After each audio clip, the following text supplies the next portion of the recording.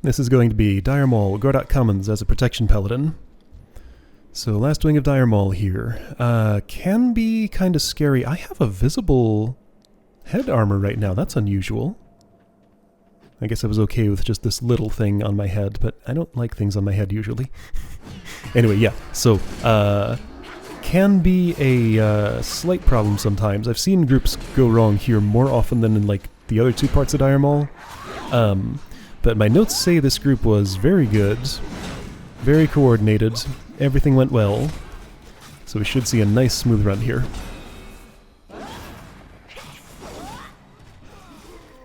There's a bunch of stuff to manage. There are fear effects later and things like that. A bunch of patrols, ogres calling out for help. Oh yeah, Stomper Krieg, you gotta deal with him.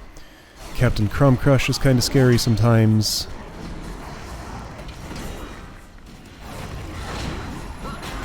But all manageable stuff if you know to look for it. Alright, I hear Mistweaver sounds, so that's what kind of healer we have. Neat.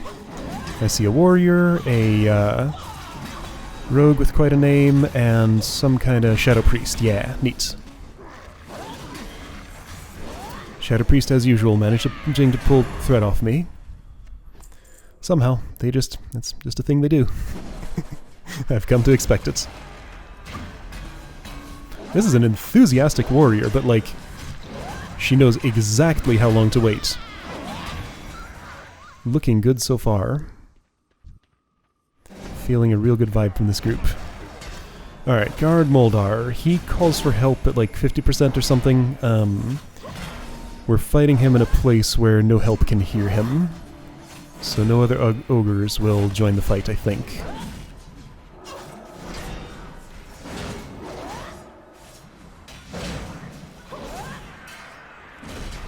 Oh wow, I'm looking at this rogue's animations. Huh, I'm not... Okay, so I've only seen... That is not how my character moves, because she's a monk. Rogues move very differently. Huh. Not using her fists. Anyway. Lets out a deep roar, alerting nearby allies and becoming enraged. Okay, so he has an enrage. Not sure what it means, but he has an enrage. Alright, so we go pretty much straight from him to Stomper Krieg with like one group in between. Yeah. Stomper Krieg's an annoying one, but only annoying, not actually dangerous. Let's see if he makes me drunk this time. He seems to like to do it when I'm the healer, but doesn't as much when I'm in any other role.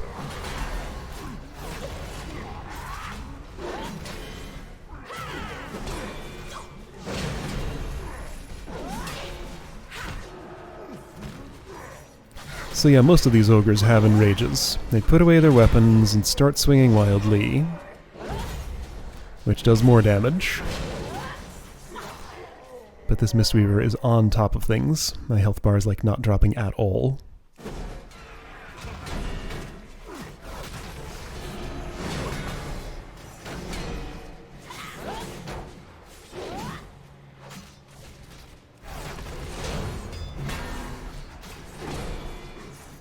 And that Shadow Priest's Mind Flay Beam goes right into his face. Like, right into his mouth. Huh.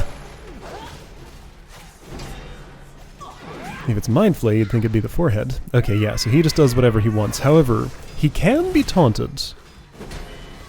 So taunt does work, and Hammer of Justice works too. So I'm trying to keep control over him. It's just that he doesn't really pay attention to threats. He just does whatever he feels like.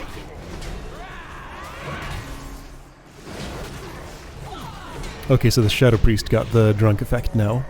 Well, he's gonna deal with wavy movement and annoying screen effects. You know, I could probably just like turn those off in preferences if they bothered me too much. I should consider that for running this. Just because it's real annoying to have the entire screen go blurry for, like, the entirety of the run if Stomper Krieg decides to be mean to you. There's also drinks you can bring to sober you up, I think? I don't know how effective they are, but I could put a few of those in my inventory before I come here. That sort of system is not something I really engage with in this game unless, like, a dungeon demands it. It's more like roleplay stuff, I guess. But being drunk has mechanical significance, and this is a dungeon that uses that mechanic. Dead Mines does too, a little bit.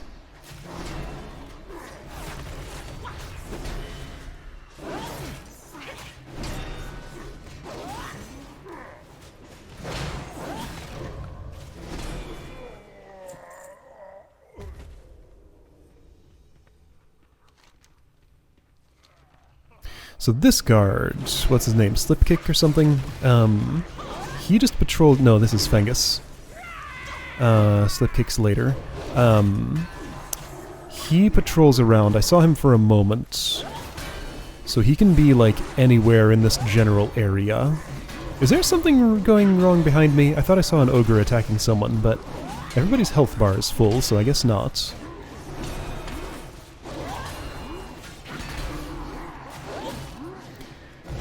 Yeah, this area can be a little dicey just because everybody's wandering around and it's easy to accidentally step into threat range of somebody. But yeah, like that guy. But keep on top of it and it's fine. Don't fight too close to anybody.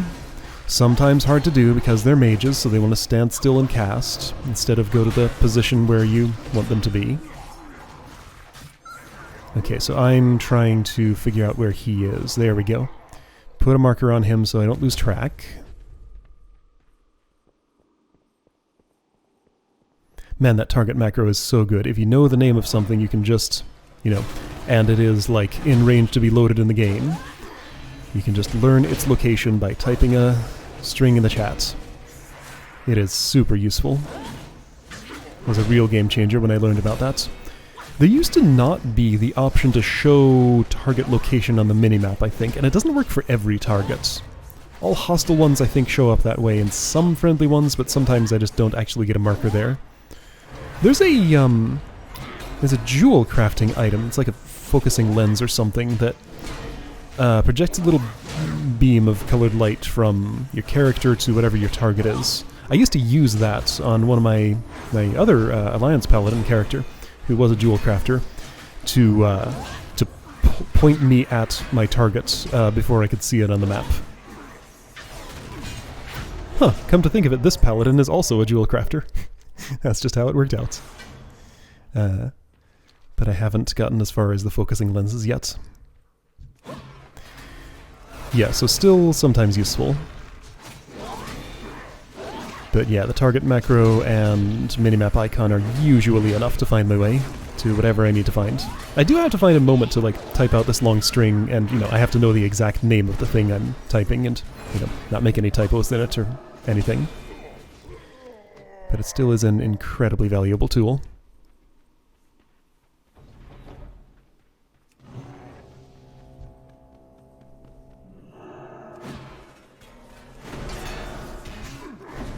Okay, so this Eye of Kilrog actually does something. It creates a demon portal, and I think, like, Voidwalkers come through that or something.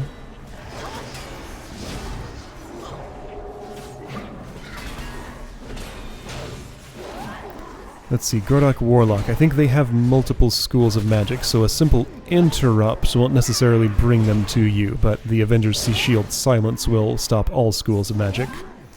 Because, like, if you interrupt their shadow magic, then they'll just start casting Immolate or something, a fire spell, I think. So you'd have to interrupt them multiple times to get them to come to you. And this is where Paladin excels. Or Death Knight, because you can just Death Grip and not even worry about whether something's casting or not. Just, hey, be next to me.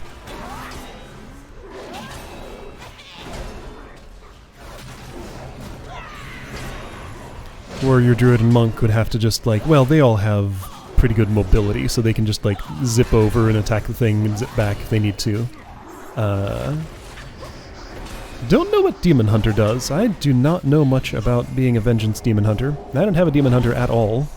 I've played with a couple of Vengeance Demon Hunters at this point, but you don't see all that many Vengeances, the tank spec for them. By the way, they only have 2. Druids get 4, Demon Hunters get 2, so it still averages out to 3. Almost every Demon Hunter I ever see is Havoc specialization. But there are a few Vengeance ones here and there. Haven't seen a single one during... Yeah, there's Guard Slipkick. During this... This isn't an LP, but, you know, whatever it is. Because they start at level 98. Although they could show up in a dungeon like this via party sync. That is possible. I think. I assume it is. Unless there's, like, special... guards against... How did those get into combat? Why are we fighting them now? I'm wondering what got the attention of these particular ogres. I didn't quite notice what it was that got near enough to them for them to get mad at us. Oh, maybe... Well, there's no message about Guard Slipkick calling them over. But maybe he does it anyway?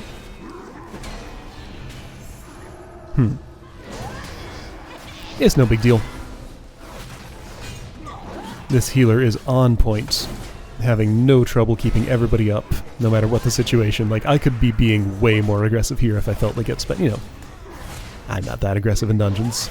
Every once in a while I'll pull two groups at once, but, you know, I'm never going to run off and, like, find more trouble before we've killed the current ones. I just don't like to make messes like that. I like neat, clean, orderly dungeon runs. Have a plan, follow it. If chaos happens, minimize the additional chaos.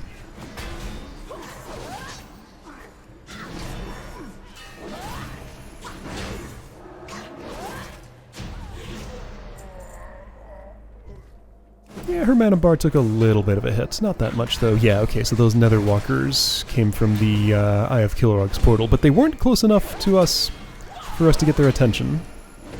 So they just sat there and waited. Right, yeah, so, quest that popped up. Gordok Ogre Suit. I never bother with that quest. It's just... It has a bunch of back and forth and, like, no payoff, and I don't know. I just completely ignore that one because it's not relevant to doing the dungeon. I see people try to do it every once in a while, but I don't like it. So I skip that part of the dungeon.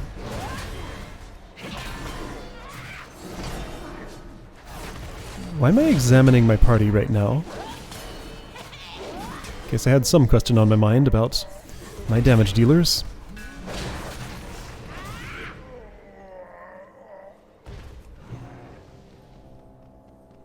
Alright, almost to King Gordok. This place is not particularly large. Medium size. That group can be avoided, though sometimes you have to stick, like, uncomfortably close to the ledge on the right. I suspect they would find a way to get into combat anyway, so it's safer to just deal with them. I feel like I often see this group over on the right get involved, just, like, unexpectedly. So I'm staying, like, way left here, so they'll definitely be out of range.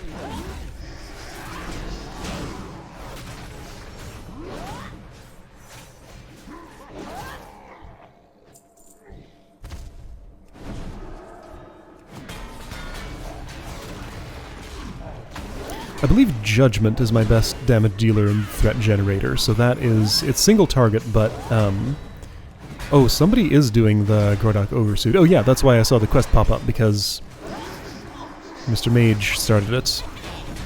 Oh, I see, these two are together. They have themed names. Well, how about that? Wow. Yeah, okay, I see it. Male and female, Pandaren. I didn't notice that until now. Maybe that's what I was looking at.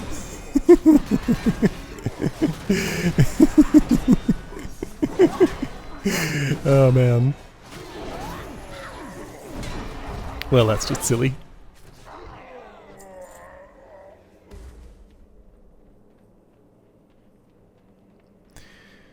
So you gotta do the Ogre Tannin thing and then, like, go back for the Ogre Suit, but he's not going back.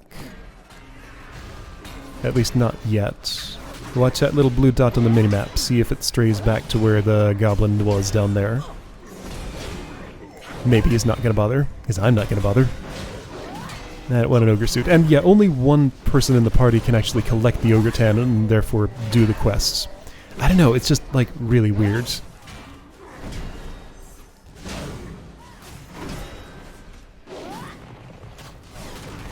I think it's used for, what is it? It's like bypassing an upcoming boss.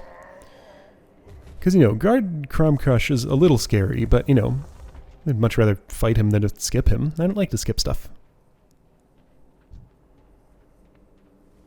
So I skip the skip.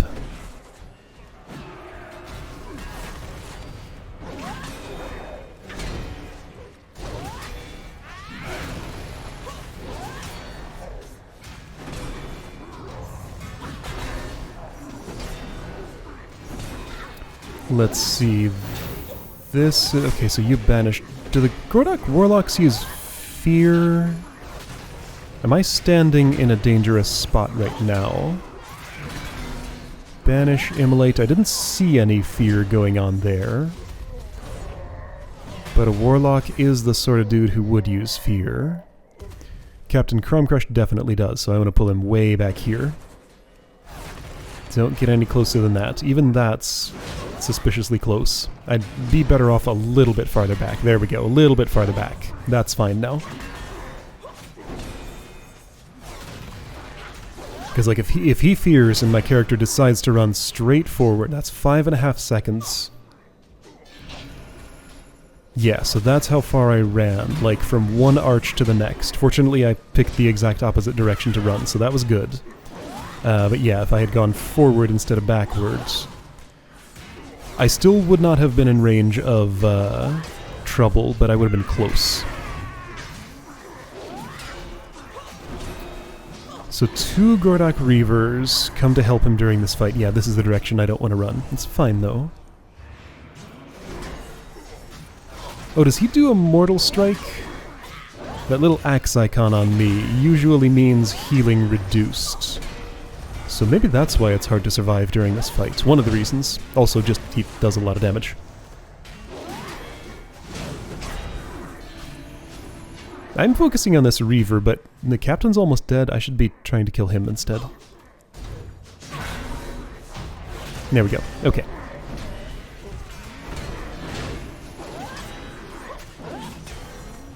Yeah, so as long as you don't fight him where he stands by default, this fight's fine. You just have to know that fear is coming and prepare for it.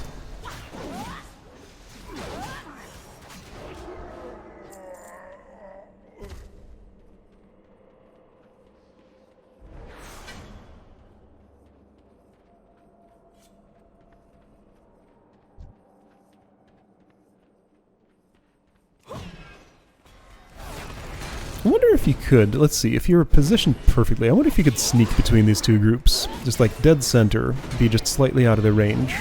I suspect you'd just end up getting the attention of both. Yeah, fear. Okay, so Gordok captains are going to be fearing here. I saw that happening, switched target, and rebuked it. And that is why you always really want enemy nameplates on, other than just, like, you know, being able to... Okay, somebody else... No, I used the Hammer of Justice because my rebuke was on cooldown. I tried to rebuke, but I think I flubbed that somehow. I see it on cooldown, but he's still got the fear off. So I'm trying to, like, solo interrupt this. But I kind of need help for it. Because, like, I don't have enough interrupts to keep the fear down on my own. I actually could have. Like, if I hadn't missed that interrupt, what did I do? Did I hit it too early? I don't know.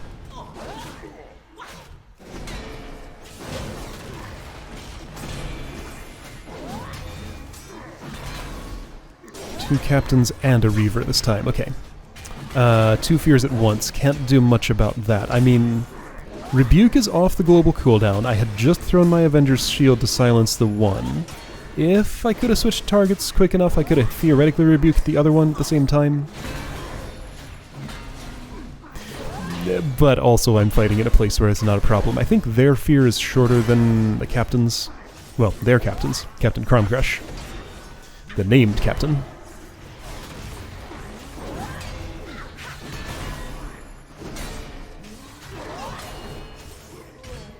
Everyone in the party has at least one interrupt, so we're pretty well covered with that.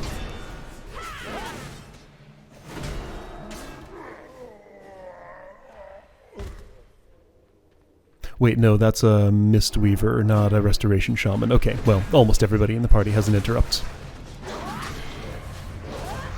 Let's see, she'd have leg sweep, but would have to be in melee range to use it. Would not have Quaking Palm. Why am I fighting these? That's unnecessary. Okay, so could have totally skipped those, but I guess I decided I wanted to fight them.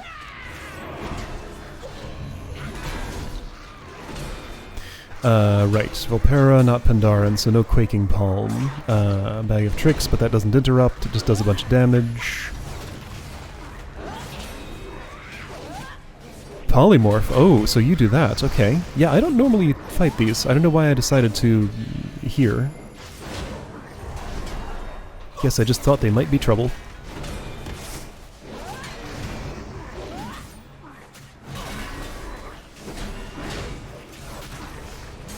Can't do anything about that polymorph, except he died before it went off. So that's nice.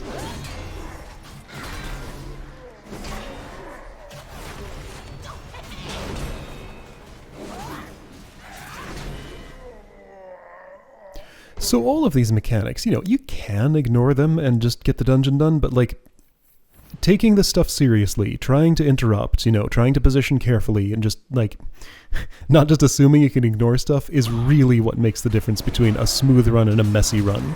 Sometimes you can get a smooth run with ignoring stuff, but I don't know.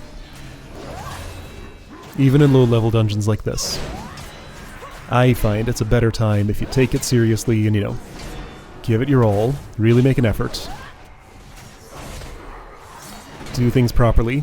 If nothing else, then just as, you know, practice to build up reflexes for when later dungeons really do require that stuff, and to help the rest of your party get into the rhythm too. Do things properly when they're not required, and you'll be in the habit to do them when they are required. It's just a good policy.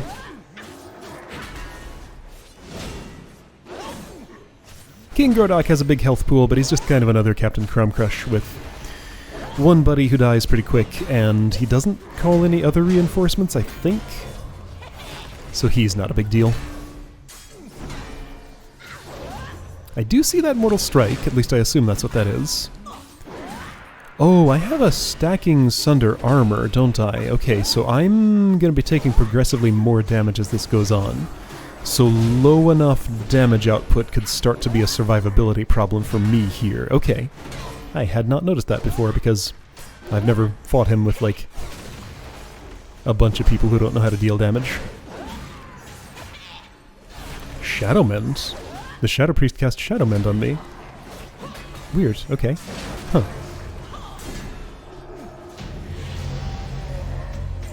Alright, well there we go. Gordok Commons done nice and smooth. Yeah, this dude comes and talks to you, but he's not the quest guy. You gotta teleport out and back to get to the quest guy. He'll give you a little, debuff called King of Dire Maul. He'll, like, crown you king if you stick around there, but it does nothing. Alright, anyway, that's Gordok Commons. See you next time.